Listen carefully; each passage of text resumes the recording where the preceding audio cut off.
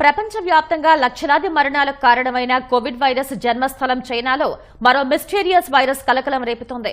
Human మెటానిమో virus బారిన పడి అక్కడి ప్రజలు పెద్ద సంఖ్యలో ఆసుపత్రుల్లో చేరుతున్నట్లు సమాచారం. చిన్నారులు, వృద్ధులు, రోగ నిరోధక శక్తి తక్కువగా ఉన్నవారిపై ఇది ఎక్కువగా ప్రభావం చూపుతోంది. ఈ వైరస్ బారి నుంచి తప్పించుకోవడానికి చైనా ఆరోగ్య విభాగం ఇప్పటికే ప్రజలకు పలు మార్గదర్శకాలు జారీ చేసింది.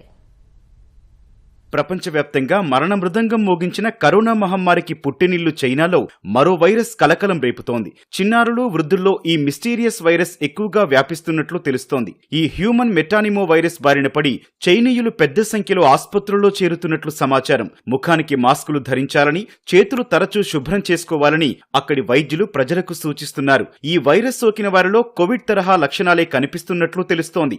వైరస్ వ్యాప్తిని చైనా ఆరోగ్య శాఖ అధికారులు నిశితంగా పరిశీలిస్తున్నట్లు సమాచారం.